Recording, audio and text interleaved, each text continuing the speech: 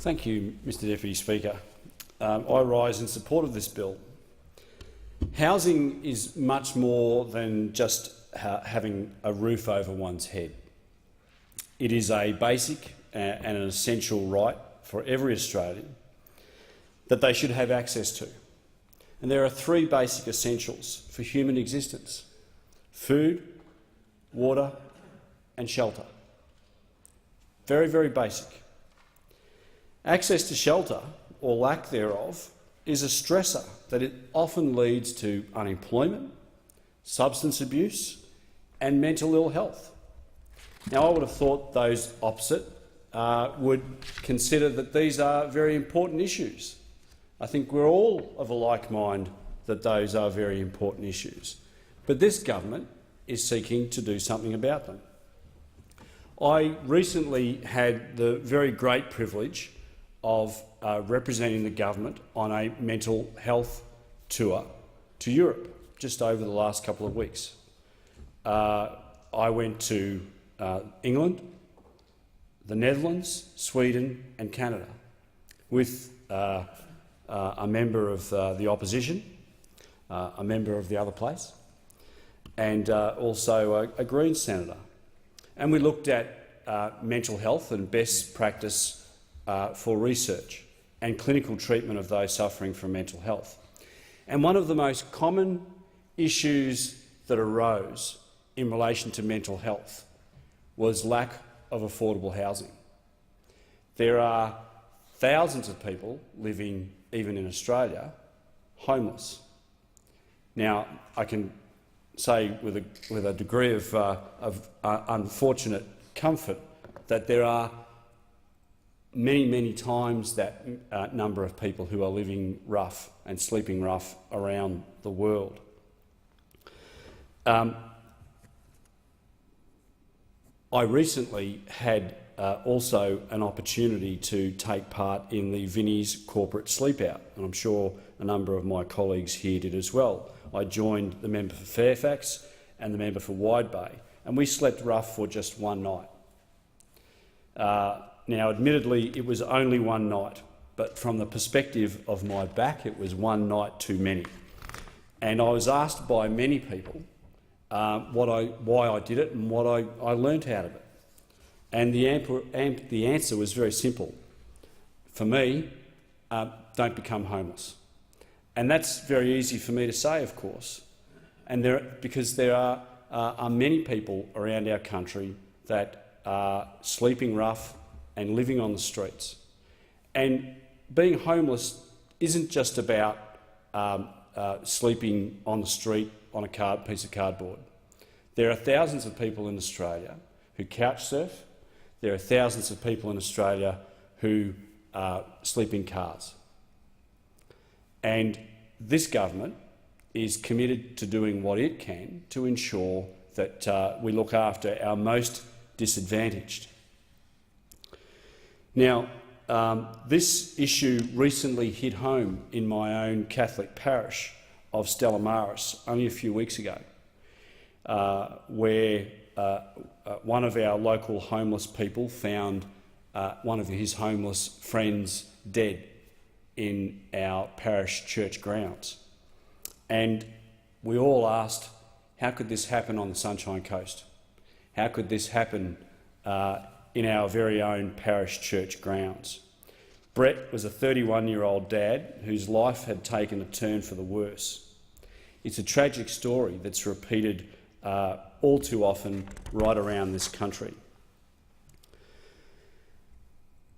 I recently had the privilege of inviting the Assistant Treasurer, Michael Suka, to my electorate on the 13th of April, and we held a housing summit.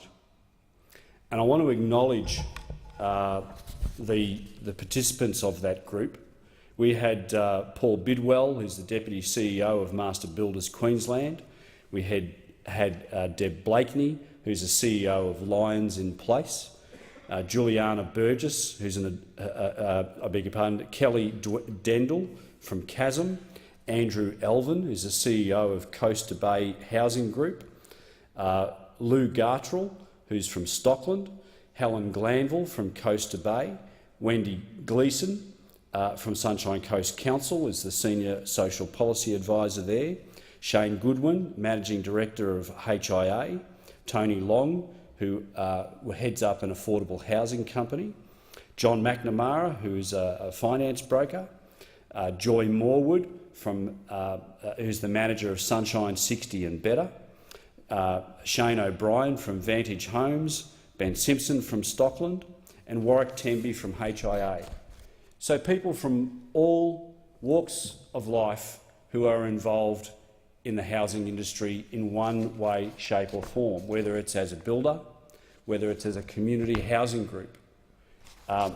We met with the Assistant Treasurer and we thrashed out, and bearing in mind this is back in April, prior to the budget, we thrashed out, we had a session on what we could do, what the government could do to try and alleviate housing pressures.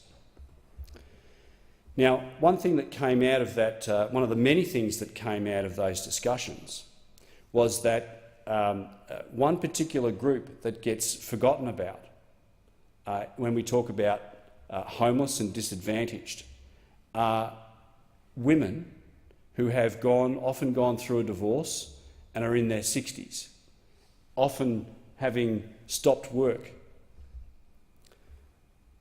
This particular category or age group of people find it very hard to re-enter the workplace.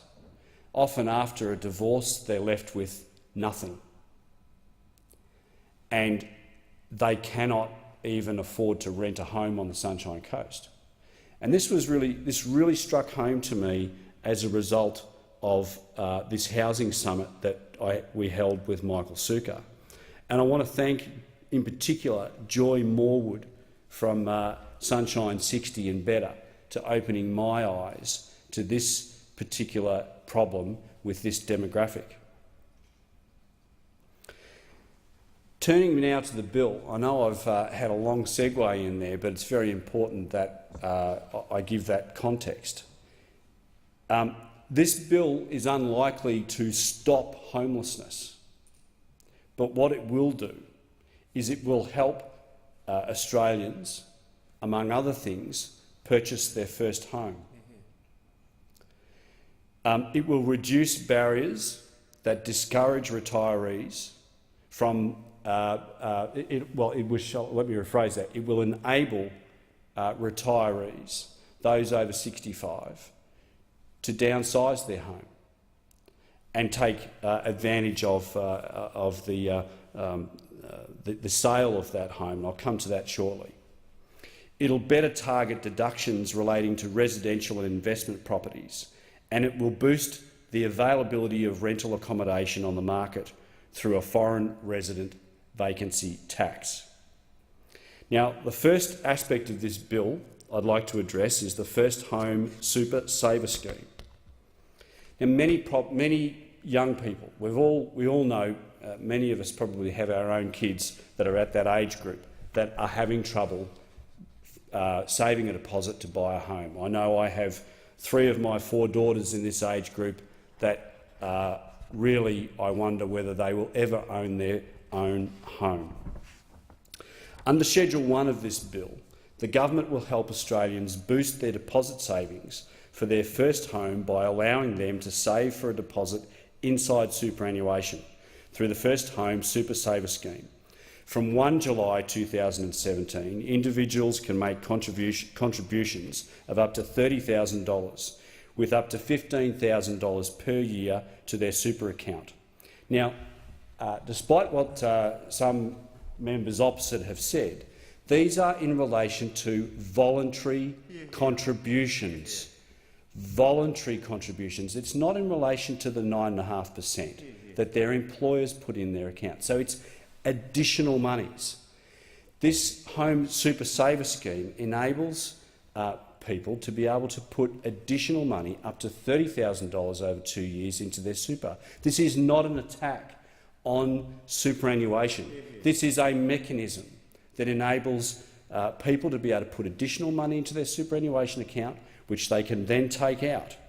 Now, these contributions, these voluntary contributions, along with deemed earnings, can be withdrawn for a deposit with withdrawals taxed at the individual's marginal rate less a 30% offset.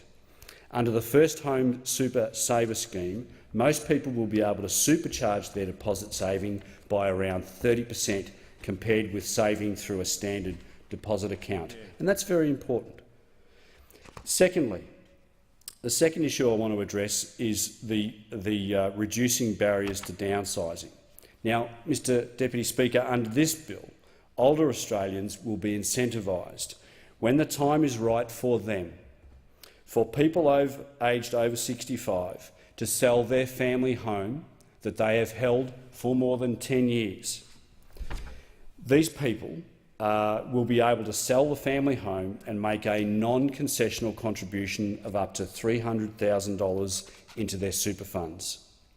If the property is owned by a couple, each of them can take advantage of this, which equates to $600,000. Now, far from being an attack on superannuation, this is a vehicle where older Australians can put in, if they're a couple, $600,000. Can you imagine what that will impact that will have? $600,000 into people's superannuation account will quite possibly set them up for the rest of their lives. Now, this measure will help free up housing stock for younger families. Now, Mr Deputy Speaker, I'm not an economist, but applying the simple rule of supply and demand, more stock, more supply equals pressure downward on pricing. It seems to me to be a fairly simple concept. Now, the third issue I want to raise is the vacant property tax.